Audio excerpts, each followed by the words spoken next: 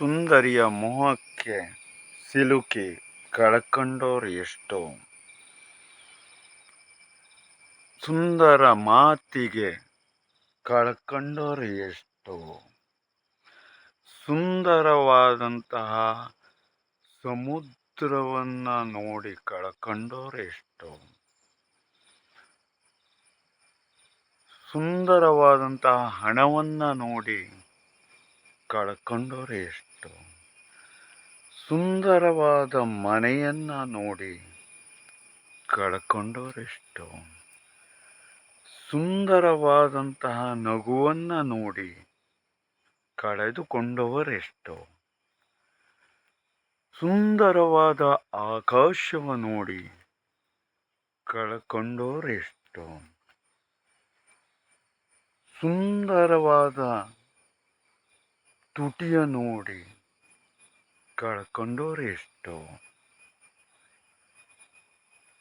ಆದರೆ ನಾವು ಯಾವುದೋ ಒಂದು ಸುಂದರತೆಗೆ ಒಳಗಾಗದೆ ಮತ್ತು ನಮ್ಮ ಸ್ವಂತವಿಕೆ ಹೇಳ್ತಕ್ಕಂಥದ್ದನ್ನು ನಾವು ನೋಡಿಕೊಂಡು ಪರಮಾತ್ಮ ಕೊಟ್ಟಿರ್ತಕ್ಕಂತಹ ಮಿದುಳಿನ ಪ್ರಯೋಜನ ಹೇಳ್ತಕ್ಕಂಥದ್ದನ್ನು ಪಡ್ಕೊಂಡು ಒಂದು ಕ್ಷಣ ಯಾವುದು ಸತ್ಯ, ಯಾವುದು ಸುಳ್ಳು, ಯಾವುದು ಮೋಹ, ಯಾವುದು ಕಪಟ ಅಂತ ಹೇಳುವುದನ್ನು ವಿಚಾರವನ್ನು ಮಾಡಿಕೊಂಡ್ರೆ ತುಂಬ ಉತ್ತಮ ಕಾರ್ಯ.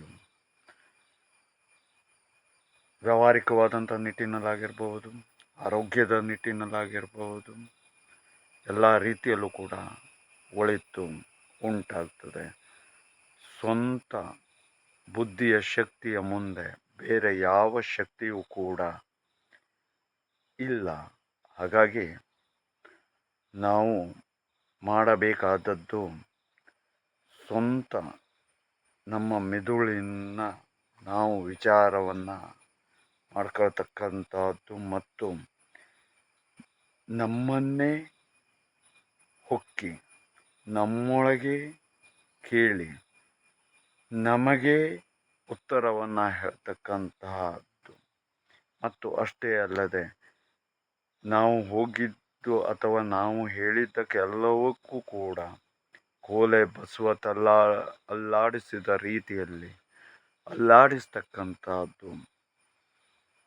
ಅದು ಮನಸ್ಸಿಗೆ ಒಂದು ಕ್ಷಣಕ್ಕೆ ನೆಮ್ಮದಿಯನ್ನು ಕೊಡಬಹುದು ಮತ್ತು ಎಷ್ಟು ಅನಾಹುತವನ್ನು ಕೂಡ ಸೃಷ್ಟಿಸಬಹುದು. ಆ ರೀತಿಯಲ್ಲಿ ಆಗದೆ ನಮ್ಮನ್ನು ನಾವು ರಕ್ಷಣೆ ಮಾಡಿಕೊಳ್ಳುವತ್ತ ಹೆಜ್ಜೆಯನ್ನು ಇಡೋಣ.